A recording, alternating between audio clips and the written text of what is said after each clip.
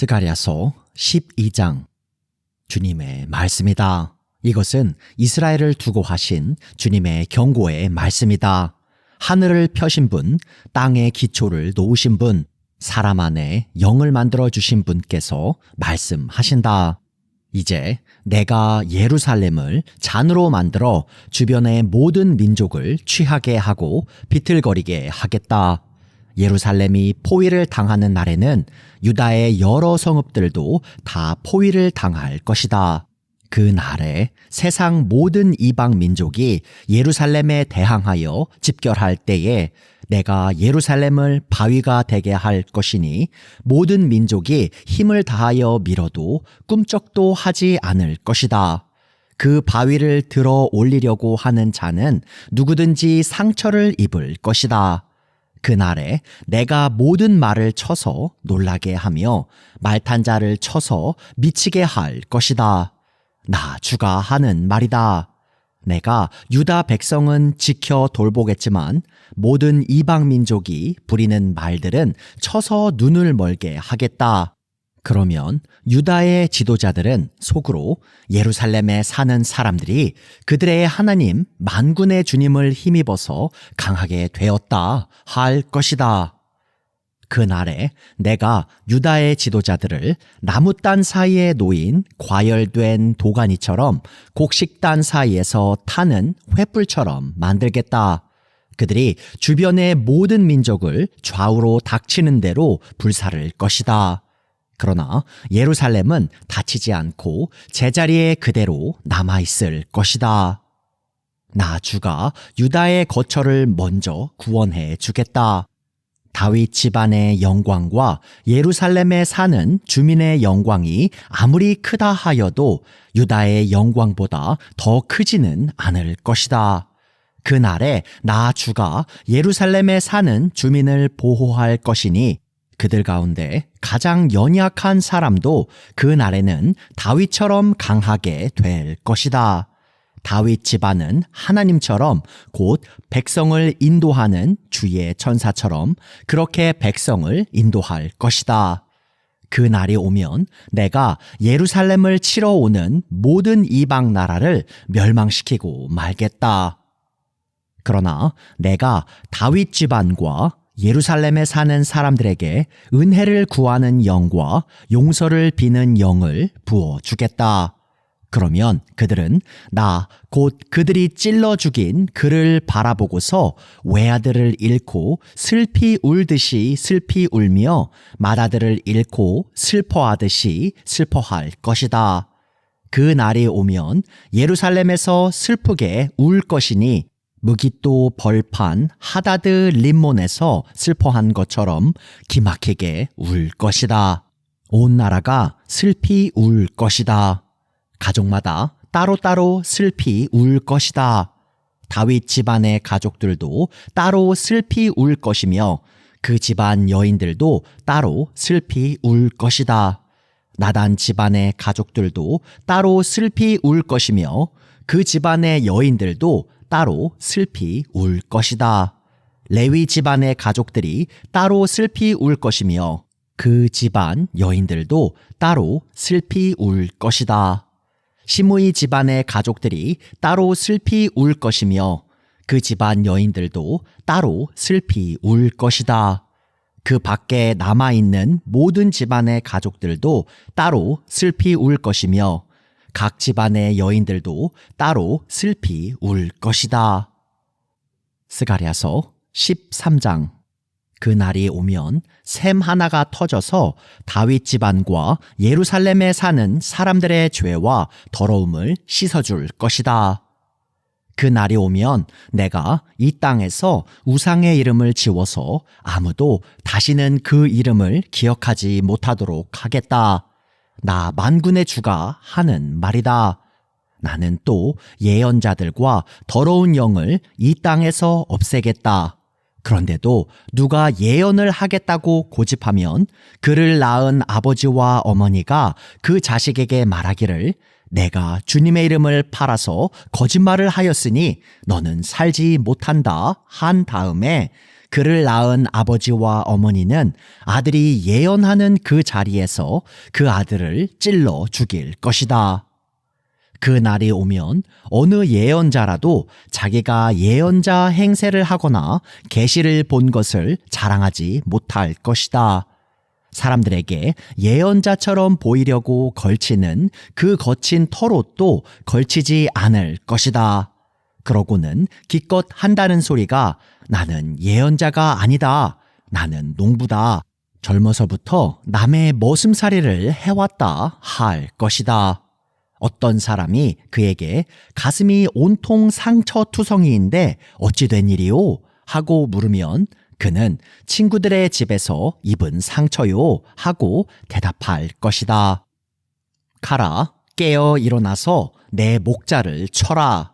나와 사이가 가까운 그 사람을 쳐라. 나 만군의 주가 하는 말이다. 목자를 쳐라. 그러면 양떼가 흩어질 것이다. 나 또한 그 어린 것들을 칠 것이다. 내가 온 땅을 치면 3분의 2가 멸망하여 죽고 3분의 1만이 살아남게 될 것이다. 나 주가 하는 말이다. 그 3분의 1은 내가 불 속에 집어넣어서 은을 단련하듯이 단련하고 금을 시험하듯이 시험하겠다. 그들은 내 이름을 부르고 나는 그들에게 응답할 것이다. 나는 그들을 내 백성이라고 부르고 그들은 나 주를 우리 하나님이라고 부를 것이다. 스가랴서 14장. 주님의 날이 온다. 그 날이 오면 약탈자들이 너희 재산을 약탈하여다가 너희가 보는 앞에서 그것을 나누어 가질 것이다. 내가 모든 이방 나라를 모아서 예루살렘과 싸우게 하겠다. 이 도성이 함락되고 가옥이 약탈당하고 여자들이 겁탈당하고 이 도성의 주민이 절반이나 사로잡혀갈 것이다. 그러나 이 도성 안에 나머지 백성은 살아남을 것이다. 주님께서 나아가셔서 이방 나라들과 싸우실 것이다. 전쟁 때에 싸우시던 것처럼 하실 것이다. 그 날이 오면 주님께서 예루살렘 맞은편 동쪽 올리브산 위에 발을 디디고 서실 것이다. 그러면 올리브산은 한가운데가 갈라져서 동서로 뻗은 깊고 넓은 골짜기가 생길 것이다. 산의 반쪽은 북쪽으로, 다른 반쪽은 남쪽으로 옮겨질 것이다. 그 산 골짜기는 아셀까지 미칠 것이다. 너희는 유다 왕 우시야 때에 지진을 만나 도망간 것 같이 주님의 산 골짜기로 도망갈 것이다. 주 나의 하나님이 오신다. 모든 천군을 거느리시고 너희에게로 오신다. 그 날이 오면 햇빛도 차가운 달빛도 없어진다. 낮이 따로 없고 밤도 없는 대낮만이 이어진다. 그때가 언제 올지는 주님께서만 아신다. 저녁 때가 되어도 여전히 대낮처럼 밝을 것이다. 그 날이 오면 예루살렘에서 생수가 솟아나서 절반은 동쪽 바다로 절반은 서쪽 바다로 흐를 것이다. 여름 내내 겨울 내내 그렇게 흐를 것이다. 주님께서 온 세상의 왕이 되실 것이다. 그 날이 오면 사람들은 오직 주님 한 분만을 섬기고 오직 그분의 이름 하나만으로 간구할 것이다. 게바에서 예루살렘 남쪽 림몬까지 온 땅이 아라바처럼 평평해질 것이다. 그러나 예루살렘은 우뚝 솟아 있으므로 베냐민 문에서부터 첫 대문이 서 있는 지점을 지나서 모퉁이 문까지 또 하나넬 망대에서 왕실의 포도주 짜는 곳까지 제자리에 그대로 남을 것이다. 백성이 다시 예루살렘에 자리 잡을 것이다.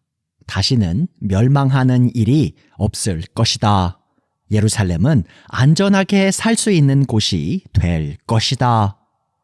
예루살렘을 치러 오는 모든 민족을 주님께서 다음과 같은 재앙으로 치실 것이다.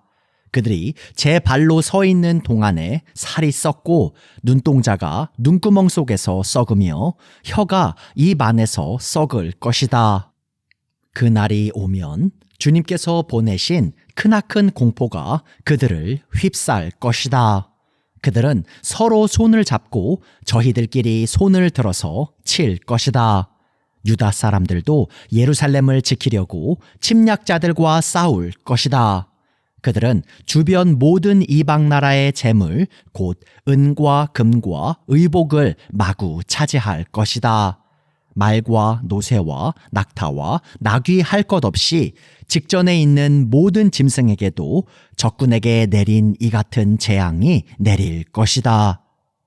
예루살렘을 치러 올라온 모든 민족 가운데서 살아남은 사람들은 해마다 예루살렘으로 올라와서 왕이신 만군의 주님께 경배하며 초막절을 지킬 것이다.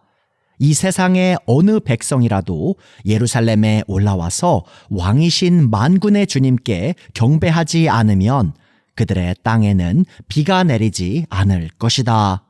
이집트 백성이 예루살렘으로 올라와서 어울리지 않으면 그들의 땅에도 비가 내리지 않을 것이다. 주님께서는 초막절을 지키러 올라오지 않은 이방 나라들에게 내리실 그 똑같은 재앙을 그들에게도 내리실 것이다. 이것은 초막절을 지키러 올라오지 않은 이집트 사람과 모든 이방 민족이 받을 벌이다. 그날이 오면 말방울에까지 주님께 거룩하게 바친 것이라고 새겨져 있을 것이며 주님의 성전 안에 있는 모든 솥이 제단 앞에 있는 그릇들과 같이 거룩하게 될 것이다. 예루살렘과 유다에 있는 모든 솥도 만군의 주님께 거룩하게 바친 것이 되어 제사를 드리는 사람들이 와서 그 솥에 제물고기를 삶을 것이다. 그날이 오면 만군의 주님의 성전 안에 다시는 상인들이 없을 것이다.